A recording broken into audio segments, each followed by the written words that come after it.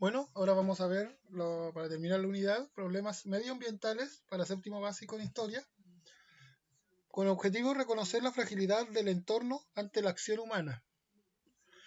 Aquí vemos el planeta Tierra en serios problemas por la acción humana. Vamos a ver qué quiere decir esto.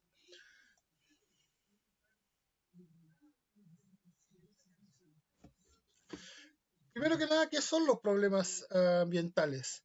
Mientras las poblaciones humanas fueron pequeñas y su tecnología modesta, su impacto sobre el ambiente fue local, es decir, solamente en el lugar que se ubicaban. Pero ahora la humanidad demanda un uso más intensivo de los recursos naturales, provocando el deterioro de los ecosistemas y los recursos. Al estar interconectados, necesitamos recursos de todas partes del mundo y nuestro efecto incluye a todo el planeta, no solamente el lugar donde estamos ubicados. A medida que los recursos se reducen, todos los ecosistemas se vuelven más vulnerables a la destrucción, la contaminación y la erosión. Es decir, que a medida que van quedando menos recursos, se vuelven más vulnerables los ecosistemas. Los problemas medioambientales prácticamente afectan a la totalidad de los elementos de la naturaleza. Afectan al agua, al suelo, la cobertura vegetal, los animales, el clima, entre otros. Un problema medioambiental es cualquier alteración que provoca desequilibrio en un ambiente dado, afectándolo negativamente. En nuestros días, el principal factor de deterioro ambiental es la actividad no planificada del ser humano. Es decir, por ejemplo, la sobreexplotación de los recursos sin planificar a futuro, sin ver a futuro. Por ejemplo, en el caso de la deforestación, es simplemente cortar árboles sin preocuparnos de volver a plantar, perdón. Es ver por la actividad no planificada del ser humano, es decir, no pensamos ni tenemos conciencia sobre el futuro, que el futuro también vamos a necesitar recursos.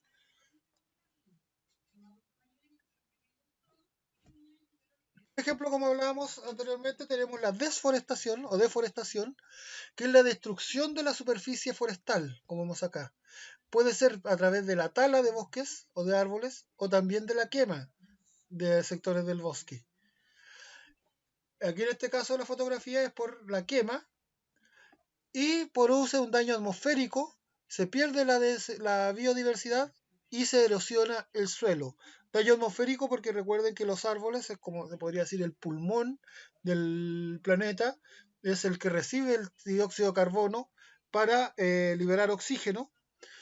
También la pérdida de biodiversidad, ya que los animales que vivían en este sector del bosque, si no murieron por el incendio, tuvieron que desplazarse hacia esta zona donde ahí también viven animales. Por ende, la cantidad de alimento y de hábitat es menor para una mayor cantidad de especies. Por eso también produce problemas a la biodiversidad, sin contar muchos animales que pueden morir dentro de los mismos incendios o ya no tienen el bosque que es el que les da su alimento, ya sea animales o plantas, insectos también. Y la erosión del suelo, los árboles, tienen, las raíces de los árboles son como verdaderas redes que, que compactan el suelo y le dan mayor consistencia. También no permiten que la lluvia o el agua se lleve la capa superficial del suelo, que es la que tiene los nutrientes. Y también los mismos árboles están con las hojas que caen, con los insectos y animales que mueren en el sector, están regenerando nuevos nutrientes cada vez. Pero nada de eso existe si se pierde lo que es la cubierta vegetal. También tenemos la desertificación. Es la pérdida de la fertilidad del suelo, como vemos acá en la fotografía. El suelo deja de ser fértil para poder plantar, ya sea cereales o cualquier tipo de vegetales. Se puede producir a través de las sequías, del sobrepastoreo, de la deforestación, el sobrecultivo o el uso excesivo de fertilizantes y pesticidas. Ya sea como veamos con la sequía, deja de caer agua, deja de haber agua en este sector. El sobrepastoreo, los animales consumen todo el pasto y con sus patas y pezuñas van rompiendo el suelo, horadándolo. También la deforestación, al desaparecer las plantas, el suelo pierde su consistencia, como lo veíamos con las raíces. El sobrecultivo también, plantar solo un tipo de cultivo en un sector, hace que los nutrientes que se necesitan para ese cultivo desaparezcan, debilitando la capacidad del suelo de poder solventar la vida. Y el uso excesivo de fertilizantes, en este caso principalmente fertilizantes de carácter químico, que dañan el suelo, y los pesticidas, que son usados generalmente para poder evitar que los insectos se coman los cultivos, pero también dañan el suelo ya que son sumamente tóxicos. Y esto provoca graves consecuencias para la alimentación principalmente de la población, debido a que seguimos dependiendo principalmente para nuestra alimentación de la agricultura. El adelgazamiento de la capa de ozono, como vemos en la fotografía, es causado principalmente por los aerosoles. Al adelgazarse la capa de ozono, incluso perforarse, como vemos en esta foto, permite el paso de radiación ultravioleta dañina. Si bien existen tres tipos de radiación ultravioleta, la UVA, UVB y UVC, la UVA es poco dañina, no atraviesa la piel, la UVB atraviesa la piel, pero solo en una capa superficial, pero la UVC, que es la que detiene la capa de ozono, atraviesa totalmente la piel, pues dañando lo que es las células de nuestro organismo, provocando principalmente cáncer.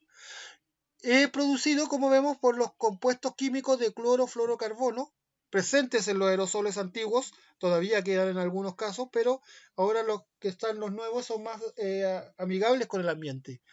Afecta a la vida animal y vegetal, ya que la radiación ultravioleta daña las células que componen, ya sean a los animales o a los vegetales, provocando también grave daño a la salud humana, principalmente a través de lo que es el cáncer de la piel, el envejecimiento prematuro, también el envejecimiento prematuro de la piel, entre otros. La escasez de agua dulce también, sea por el excesivo consumo o la contaminación del agua, puede provocar escasez de agua dulce.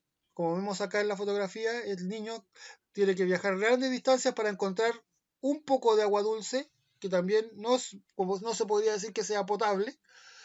Un tercio de las personas no tienen acceso al agua potable. En el mundo, un tercio de las personas no tienen cómo extraer agua desde una llave. Tienen que viajar largas distancias para poder obtener un poco de agua y mucha de ella está contaminada, provocando en todo caso gran cantidad de muertes, ya sea por deshidratación o el agua al estar contaminado o tener desechos biológicos, provoca enfermedades serias como el cólera, el tifus, que pueden llevar a la muerte a las personas y teniendo un fuerte impacto en la producción alimentaria, ya que si no hay agua no se pueden plantar alimentos y como lo veíamos anteriormente, la agricultura es una de las principales fuentes alimenticias del mundo. También el agua, como último punto, se usa no solamente en lo que consumimos en las casas, sino que para la producción industrial ocupan gran cantidades de agua. También eso también ayuda a la escasez de agua dulce. En el caso de la contaminación puede ser de varios tipos, pero la contaminación en sí es la alteración del medio al introducir elementos que provocan que sea inseguro para la vida. La verdad es contaminación es introducir cualquier elemento al medio que lo dañe. Casi todo el medio tiene un equilibrio. Cualquier elemento que nosotros introduzcamos a este medio va a ser contaminación, porque generalmente va a romper ese equilibrio. Puede ser atmosférica, como en el caso de acá que vemos los gases de efecto invernadero, las industrias. También puede ser acústica, el ruido también es una forma de contaminación. La contaminación del suelo, en este caso dada por la basura, no permite que nada crezca. Puede ser también una de las mayores, más peligrosas dentro de todo. Todas son peligrosas, pero la radioactiva, ya que no se ve, no se siente, pero daña nuestras células, provocando mutaciones y muerte. También contaminación visual, basta con ver esta fotografía para darse cuenta que no es una vista agradable o no es agradable de ver. Puede ser lumínica, también el exceso de luz cambia el ciclo de vigilia y sueño, especialmente en los animales, y también no nos permite ver las estrellas, por ejemplo, algo tan mundano pero agradable, el exceso de luz, pero principalmente daña lo que es el ciclo de sueño de los animales, incluyéndonos a nosotros. También es producida por la producción y acumulación de residuos domésticos, como acá la basura vemos principalmente residuos de nuestros hogares, o puede ser también por residuos industriales, de las industrias y de los procesos productivos.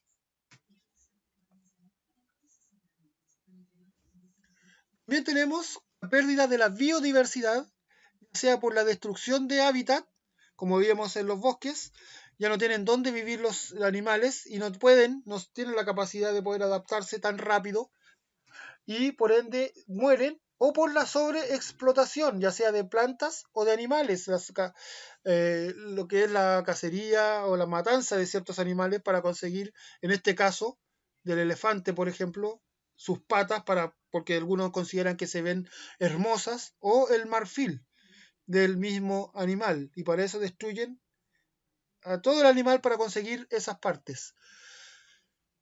Eh, la introducción también puede provocar la pérdida de la introducción de especies foráneas. Por ejemplo, en el caso de Chile, una especie foránea es el conejo. No es nativo de América Latina y el hecho que hayan introducido conejos lleva, por ejemplo, el conejo come los pastos y las verduras y le va quitando el alimento a las especies autóctonas.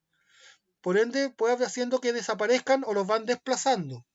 También el tráfico de animales provoca la pérdida de biodiversidad, ya que se llevan los animales, en este caso, por ejemplo, un elefante, se lo llevarían a lugares donde no está acostumbrado para vivir, ya sea como por clima o por alimentación, haciendo que desaparezcan de su hábitat y con ello también haciendo que donde los llevan tampoco puedan adaptarse muy bien.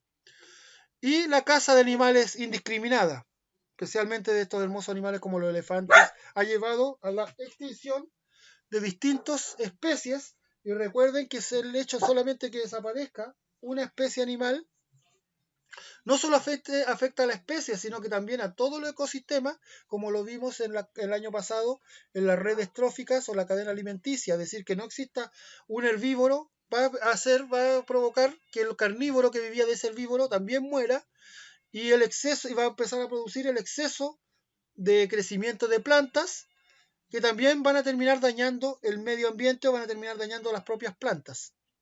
También puede ser producida por la pesca abusiva e ilegal. Por eso tenemos en este caso de Chile la veda, por ejemplo, del loco, que no se permite capturar el loco hasta que tenga cierto tamaño, si no podría generar la extinción de dicho recurso natural. Y como vemos, también puede generar la extinción de especies animales y vegetales.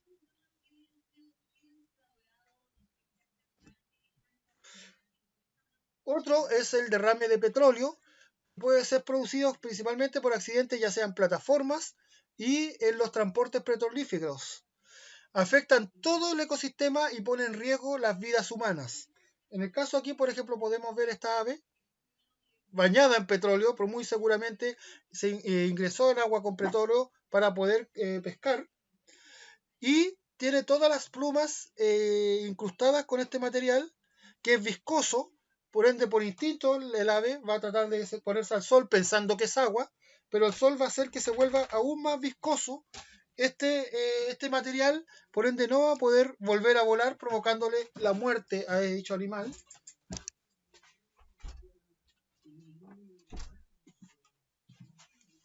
Además de también provocar la muerte de las especies marinas. Al no permitir, principalmente el petróleo es muy denso, no permite el paso de la luz solar, por ende mueren las algas dentro del mar y los peces que quedan contaminados o tampoco tienen las algas para alimentarse. También tenemos los accidentes nucleares. Estos provocan escape de radiación y gases tóxicos. La radiación no se ve, no se siente, pero es sumamente dañina para todos los organismos vivos porque provoca la mutación de las células, que generalmente provocan la muerte o graves daños a la salud. Estos generalmente suceden por fallas o daños en las plantas nucleares. Provoca, como vemos, la muerte, contaminación del entorno y graves daños a la salud, como lo veíamos.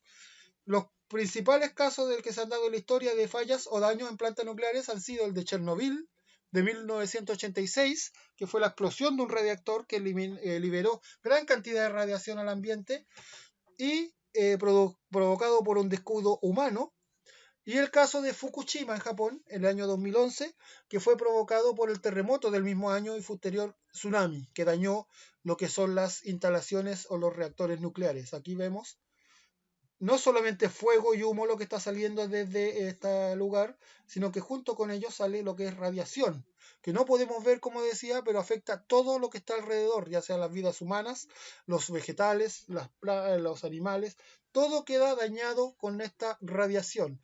Aparte de que la radiación, al ser se la lleva, se va con el viento y puede llegar a grandes distancias, provocar daño, no solamente en el sector donde se encuentra el reactor, sino que el viento puede llevar estas partículas radiadas o radioactivas a través de todo el planeta, pudiendo afectar a cualquier lugar del mundo.